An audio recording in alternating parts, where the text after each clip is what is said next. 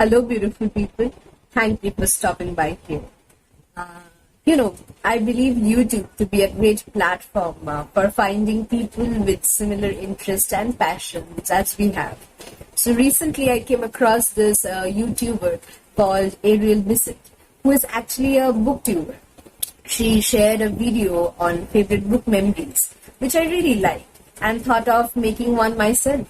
So I asked my friends from school, college and university to send in some favorite book memories that they have over the years. And some of my friends who are great readers as well have been really gracious to share their memories.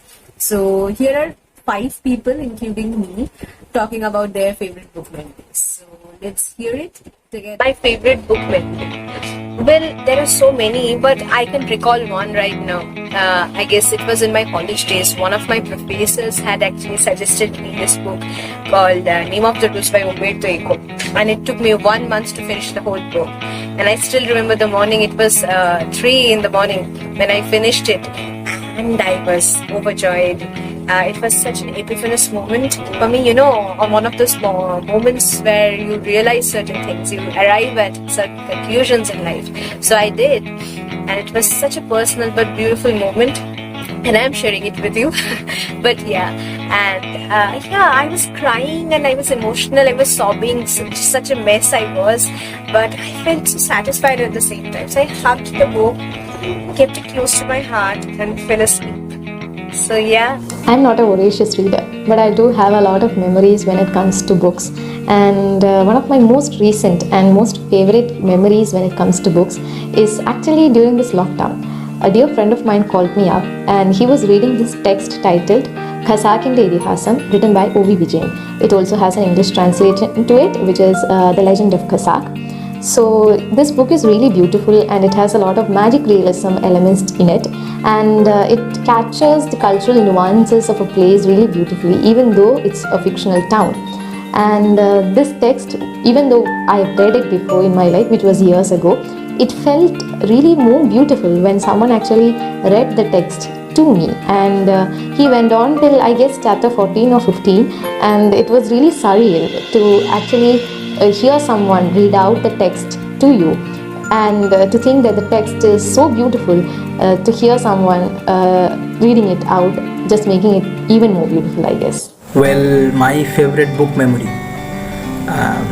Now I can recall about a book that is Pakhi, written by Shirshendu Mukhopadhyay. It is a Bengali book recommended by one of my good friends.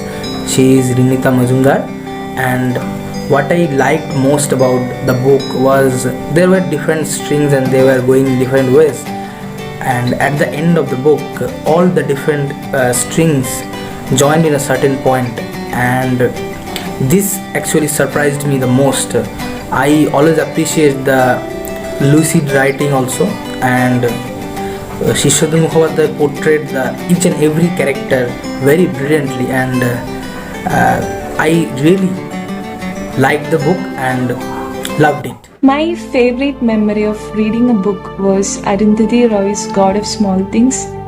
I read it during my college days, and reading God of Small Things was a beautiful experience, like a beautiful journey. And the most memorable part was reading the last few chapters of the book. It was written so explicitly well that one can't read and finish it without feeling that pain. And I remember I was reading it as I was sitting in my hostel, and I was literally crying over the book, and I was wiping it as I don't want my friends to see that I was crying over a book.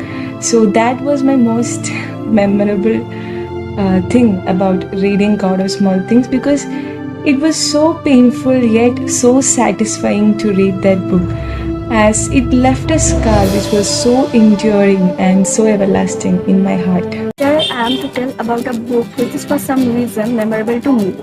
The book is How I Became a Tree by Sumana. When I was in second year, from one of my professors, I heard about that book and its author. Then someday in a conversation with one of my closest friends, Rinita, I heard about that book again and she insisted me to read this. So I started saving pocket money and bought this book on my 21st birthday. It will not be an exaggeration if I tell that this book is one of the finest journeys I have ever experienced.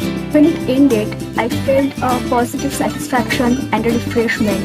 In some of my depressed days, I just open and read some random pages from this book, some random paragraph. The author of this book and I share the same hometown, so somehow I can relate my feelings with her writing. So these are my memories with this book, How I Became a Tree by Sumana.